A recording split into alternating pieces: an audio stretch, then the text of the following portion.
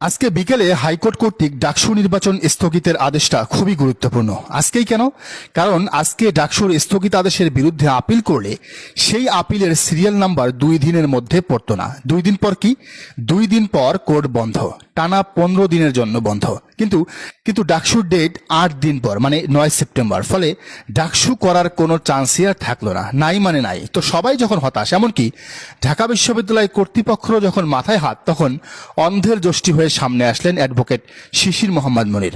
আজকেই হাইকোর্টের আদেশ আসার সাথে সাথে অ্যাডভোকেট শিশির মোহাম্মদ মনির চেম্বার জজ আদালত দ্রুত রিট পিটিশন দাখিল করেন। সময় এতই কম ছিল যে উনি তাড়াহুড়ো করে হাতে লিখে পিটিশন দেন। ফলাফল, দিনের একেবারে শেষ সময়ে এসে হাইকোর্টের রায় বাতিল করলো চেম্বার জজ আদালত।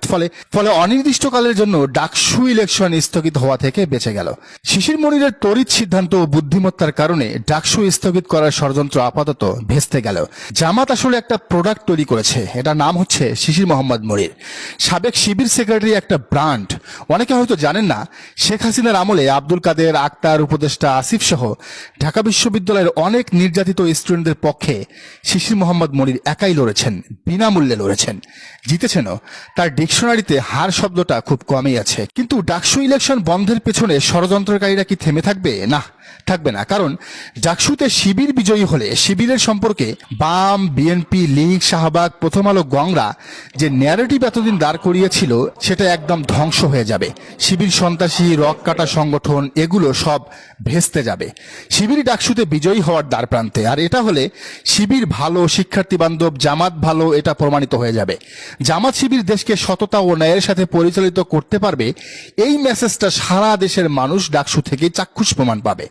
ষড়যন্ত্রকারীরা ভাবছে আমরা মানুষকে এতদিন বলে আসছি জামাত শিবির খারাপ, কিন্তু এরা ডাকসুতে জিতে এলে তো আমাদের বয়ান মিথ্যা প্রমাণ করে মানুষের হৃদয় জয় করে ফেলবে। আর ঠিক এ কারণেই দেশি বিদেশি ষড়যন্ত্রে ডাকসু নির্বাচন হাইকোর্টের রায়ে পিছিয়ে দেওয়া হয়েছিল। এখানে শুধু রাজনৈতিক দল ইনভলভড তা নয়, বরং নানা গোয়েন্দা বাহিনী, এজেন্সি, ভারত সবাই অ্যাক্টিভ। কারণ ডাকসুতে শিবির জিতলে 71-এর ভুয়া ন্যারেটিভ চূড়ান্তভাবে মারা খাবে, আর শিবিরের জনপ্রিয়তা হবে আকাশচম্বী।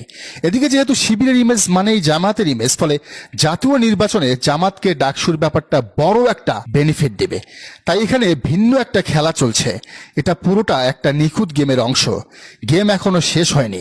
9 সেপ্টেম্বর পর্যন্ত এই গেম চলবে। সাদিক কায়েম, এস.এম. ফরহাদ, মহিউদ্দিন, তামান্নারা কি পারবেন এই গেমে উইন হতে? দর্শক, আপনার কি মনে হয় জানান কমেন্টের ঘরে।